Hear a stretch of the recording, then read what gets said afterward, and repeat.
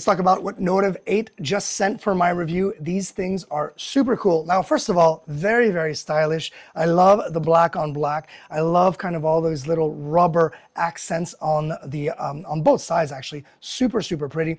Now, the biggest thing that I see here is the way you are going to lace it with those hoops. So you don't have those inner hoops that usually you don't have that much grip with. It's hard to kind of like really tighten those shoes or those boots. And look at this, you do have that hook where you'll be able to really go in there and make sure that your ankle is secure, that your shoe is properly fitted on your foot.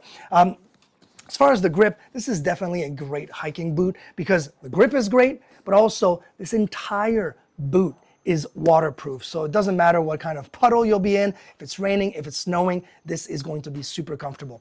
Speaking of comfort, the inside as well, that it's gonna be hard for you to see, but that sole right there has that memory compressed foam, so every single footstep will feel like you're on a cloud, which is super, super cool. But yeah, I love good, comfortable shoes.